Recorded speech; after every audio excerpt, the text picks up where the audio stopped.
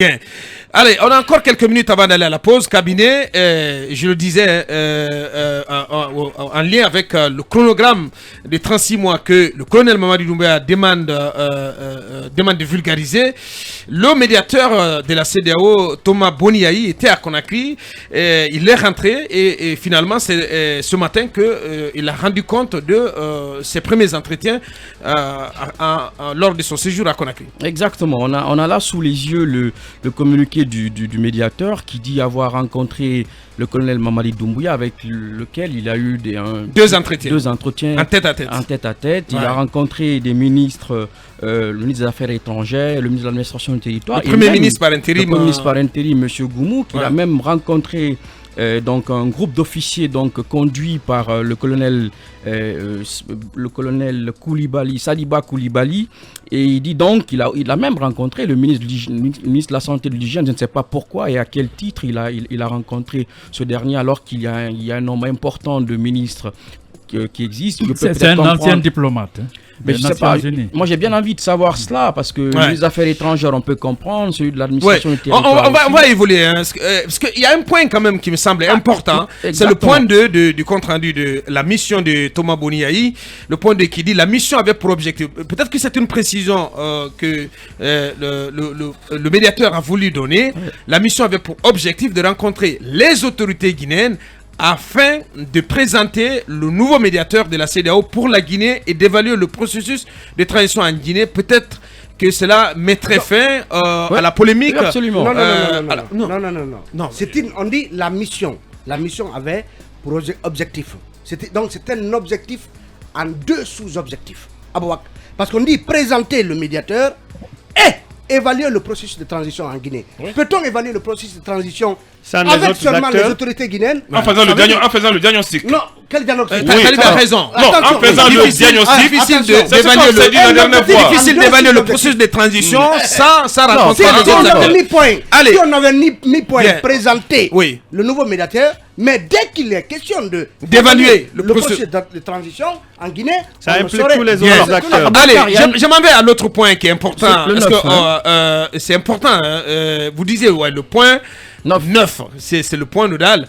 Les autorités de la transition qui ne font pas de fixation sur le délai de transition de 36 mois ont cependant insisté sur l'importance et le maintien des activités prévues dans le chronogramme. Mais je pense et réitèrent leur engagement à travailler en harmonie avec la CEDEAO et la communauté internationale dans l'exécution des étapes clés de la transition dans le cadre d'un dialogue national inclusif. Donc, ça, c'est une information importante. Ça veut en fait dire que le CNRD s'accroche à son chronogramme. Oui, mais une fois maintenant, vous voyez, dialogue national inclusif. Ça veut dire que on va revoir la formule. Ce sont des expressions valises. Oui, on est d'accord, mais dialogue national, c'était pas venu. On va s'écouter, les gars. Dialogue national inclusif, c'était pas venu. Aboubakar, vous ne vous accrochez pas aux 36 mois, mais vous tenez aux différentes étapes sur lesquelles repose ces 36 mois. Ce chronogramme, dont l'étape la plus conflictuelle et qui sert d'argument massue au CNRD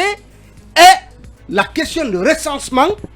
À l'issue du recensement, on aurait un fichier. Parce que dans les explications qui nous ont été données ici par le porte-parole du gouvernement et d'autres, on a compris que pratiquement l'année de plus par rapport aux 24 mois que la CEDEAO demanderait serait consacrée à ce recensement. Donc comment peut-on conserver toutes les 10 étapes du chronogramme de la transition et prétendre les exécuter en 24 mois conformément à la durée demandée par la CEDEAO. Ça veut dire que on peut bien, moi je peux comprendre l'astuce, on garde toutes les tâches, on verra bien si en 24 mois on pourra décliner toutes les tâches. Je pense par contre, peut-être pour appuyer Talibé, je pense que dire qu'on n'est pas fixé sur les 36 mois et que l'on tienne plutôt aux activités qui découlent donc de ces 36 mois, qui vont être faites en ces 36 mois, je pense que ça laisse la possibilité de questionner la durée, effectivement. Puisque on parle d'étapes. Ces étapes-là, peut-être qu'il y a des étapes, moi je suis certain, il y a des étapes qui ont été surévaluées, des étapes qui ont été surévaluées, et à l'issue, donc, dans le cadre d'un cadre de dialogue, on pourrait questionner étape par étape, ces activités-là, savoir est-ce qu'il n'y a pas eu de surévaluation. Et je pense que on laisse un peu la possibilité de revoir ces 36 mois. Allez-y, Mohamed. Ouais. Non, mais on a encore 2 minutes. Je disais tantôt que la télécommande de la médiation des négociations est tenue par le CNRD et par la junte.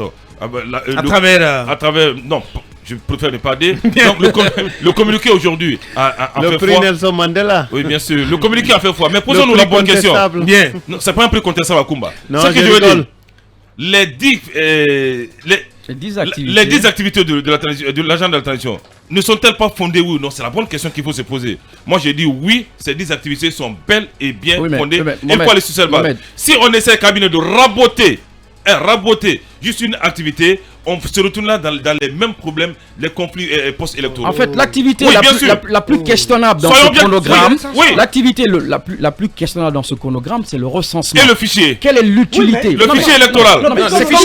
Oui. En fait, le CNRD considère... il est issu de ce recensement. Mohamed, le CNRD considère que la Guinée ne va pas fonctionner si elle ne met pas en place ces activités-là, ou que la Guinée n'a jamais autant bien fonctionné avant son avènement. Le recensement général de la population en Côte d'Ivoire vient d'être... les résultats viennent d'être connus, mais c'est un processus naturel qui doit se faire. Donc, et conditionner les autres activités au recensement général de la population, je pense, c'est prendre les gens pour des cons. Bien. Mamadouri, pour en terminer en 1 minute. Non, je reviens effectivement sur le paragraphe qui dit que les autorités de la transition qui ne font pas de fixation sur le délai de 36 mois restent cependant attachés aux différentes étapes, mais restent quand même ouvertes à toute discussion pour que les étapes qualifiées de clés soient maintenues, mais dans le cadre d'un dialogue. Alors moi je pense que ce qui reste maintenant à la CEDEAO, malgré que le médiateur n'a pas rencontré les acteurs politiques et sociaux, c'est justement d'appeler les autorités à se mettre en face des politiques des autres parties prenantes et des acteurs sociaux pour qu'il y ait un débat contradictoire sur les étapes qui peuvent être supprimées et celles qui peuvent être unanimement qualifiées de clés et maintenues unanimement pour continuer le processus. Voilà. Si les camps sont de bonne foi en tout cas. Si les camps sont de bonne foi. C'est ce qui nous conduit donc à une seconde grande pause dans cette émission pour nos obligations commerciales. Derrière, on revient pour continuer notre émission, pour recevoir notre invité précis du jour, M. Alouba. Il est président du Modèle, un parti membre du FNDC. Il sera essentiellement question de ces manifestations citoyennes pacifiques et citoyennes annoncées pour ce jeudi et le jeudi de la semaine prochaine. On revient dans quelques minutes.